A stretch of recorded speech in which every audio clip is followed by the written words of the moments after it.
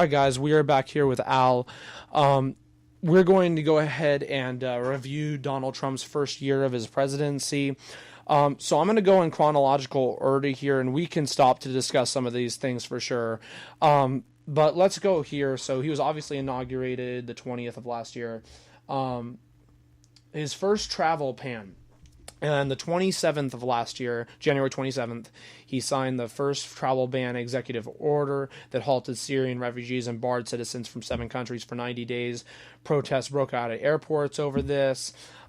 There's other travel bans he obviously did throughout the year. Now, I think if there's one issue me and you differ on a little bit is immigration, because I know you're somewhat at least in favor of these and stuff like that. A little bit. A little bit. Like, so give me like the extent to where you agree with what Trump does with these travel bans and what you'd like to see more, or some areas where you think it goes too far. Like, what are your thoughts on that? For the immigration thing, I mean, I am happy with, any immigrant coming over, but I think that they just need to go through the legal process like everybody else does. But for like the whole like Middle East thing and stuff, I think there's a lot of there's a lot of terrorists that are being harbored in these countries, and I think maybe like I just don't know if it's the smartest route to take to say, hey, come in. It's just look what Europe's going through with the amount of terrorist attacks that happened there. I feel like maybe we just need to slow it down a little bit and make sure we really vet people coming in from those type of countries. Yeah. But it's more like just the society that is in the Middle East, and I feel like maybe just like the mental state that people in the Middle East are in. It's like I don't know if they can necessarily be rehabilitated from like just their whole mindset of Sharia law and stuff like that, and radical Islamic ideologies. I just think like I'd really love them to immigrate here, but I just don't know if it's safe, and I just don't want more terrorist attacks to happen. But as long as there's no terrorists coming over, hey, I'm more than pleased for them to come over. Well, I definitely agree with you that there needs to be a reform in that entire region when it comes to governments all around that region there. But I think some of the reasons that there are terrorists that are created there, or some people that hate just America in general, which obviously, I mean, I'm not saying these people should be in the country at all. What I'm saying is part of the blame for that is obviously on the horrible ideology they have over there, but it has to do, and I'm sure you'd somewhat agree with this, is the awful decisions we've made to go over there and fight some of the people in those countries and kill some people and their families and stuff like that, like we've done multiple times with our wars. I mean, yeah, I agree with you that they shouldn't be over here because you risk them having more attacks and stuff like that. But I mean, at the same time, if we're going to say that, we need to just completely get the hell out of there because it doesn't really make us look much better.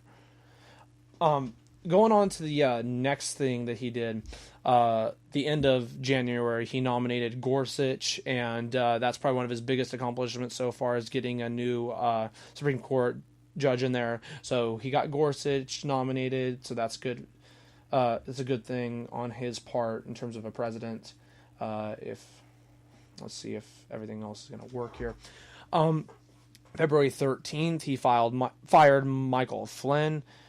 Let's see, it was because of his conversations with the Russian ambassador. The next day, he met with Comey. I just realized this is going to take me forever to go through all this, plus my page is kind of not working here. Actually, now we got it going. All right, sorry about that. Sessions recused himself in March. Trump tweeted about the wiretapping that he believed Obama did in March. His second travel ban was also in March. He removed Bannon in March. Okay, so this is definitely a big thing right here. This was probably one of his biggest things he did last year. April 7th, the Syrian missile strike. He ordered a missile strike on the Syrian airfield in response to a chemical weapons attack that killed dozens of civilians.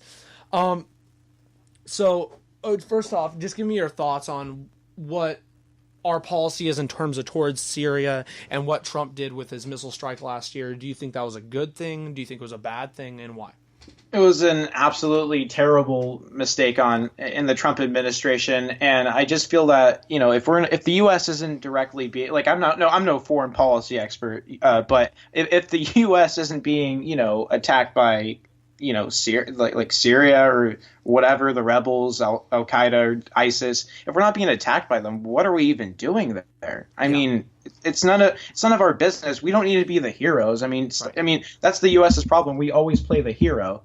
Yeah. And it's like, no, it's none of our business. And I feel like you're right when you say that's why, a lot of Muslims in the Middle East hate America, because we get involved. We're, always shoving our, what up there, Exactly.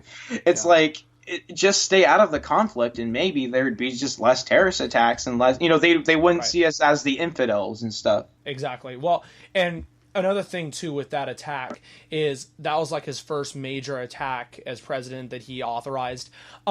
It killed an 8-year-old American girl. Like, terrible. It literally killed an 8-year-old American girl, who's over there in Syria. Yeah, I'm sorry. Like, that's ridiculous. Like, that just pissed me off a lot. Let's scroll down here. The Rose Garden, May 4th, when he celebrated passage of the bill repealing the Affordable Care Act. Oh, yeah, that 2 scoops thing you were talking about, May 8th. I see that on here. He fired Comey May 9th. All the Russia crap that happened that week. Well, they claim Russia crap in terms of firing Comey and then meeting with the Russians. The Mueller appointment. Oh, God, yeah, this crap. May 20th, the Orb, when he visited Saudi Arabia, and he and the leader, president of Egypt. Oh, God. Oh, God. That was definitely a low point, Like, we agree with this, I know, but, like, just the fact that we are allied with Saudi Arabia is just... It's disgusting. It's disgusting. It's we gross. Tweeted this week, or last week, about, like, the fact that we're still allied with Iran, and we say that, like, they're the biggest sponsor of terrorism. Well, first off, they're a huge sponsor of terrorism, don't get me wrong, but Saudi Arabia and Wahhabist groups are more terrorists than Iran. Like, period. And Saudi Arabia supports them more than Iran. And we're allied with Saudi Arabia, and we create terrorism too. Like, we create a lot of terrorism. And it's just, we're really hypocritical when it comes to that. And it's not just a Republican who always says that. I mean, Obama did the same thing. Bush obviously did the same thing. Whoever you get in there, the establishment is going to ramp up that we are the best. We aren't the terrorists.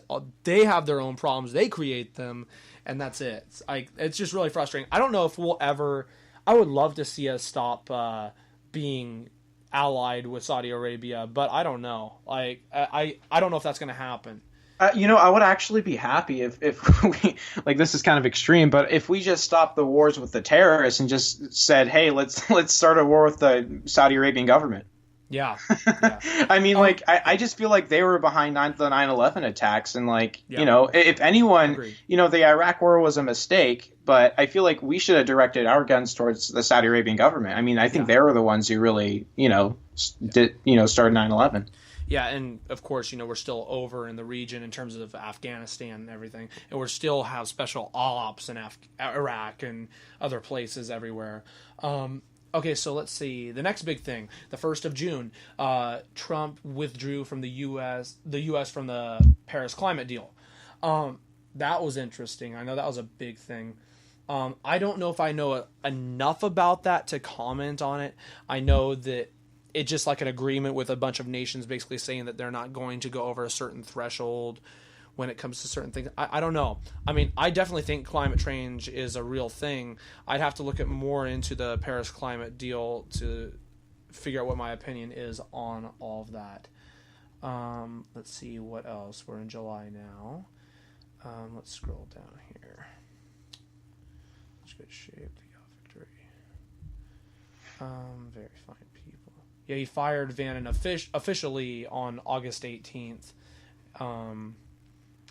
Let's see, the Arpaio thing. Oh, God, yeah.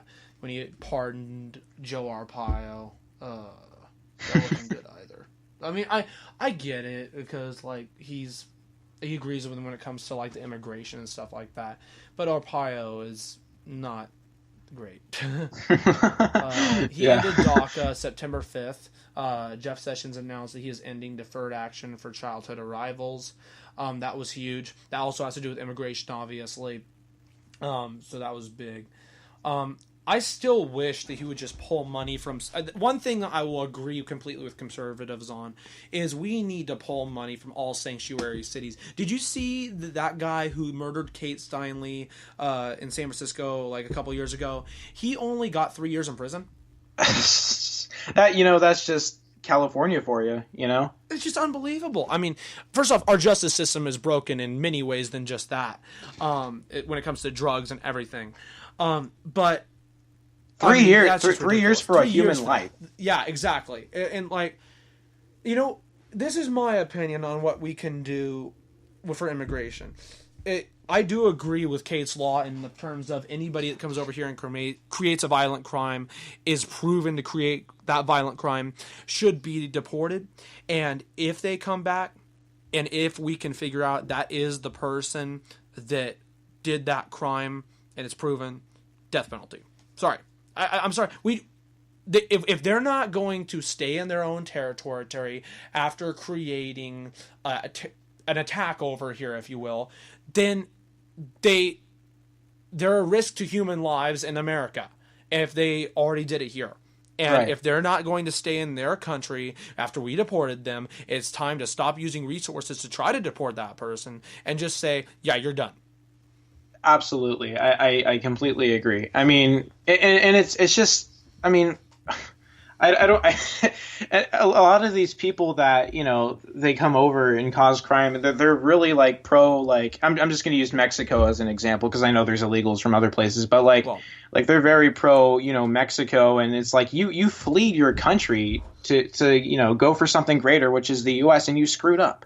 And it's like, it's just funny how they're so pro, Mexican nationalists and stuff like that. But you hate your country so much you fled and you came to the U.S. I mean, why don't you try to better your opportunities here? I would like to point out, and this is one thing I think Trump gets it wrong on a little bit, is a lot of the people I think that do come over here illegally are from Central America, more countries like El Salvador and Guatemala and Venezuela, even now after what happened with them, as you know.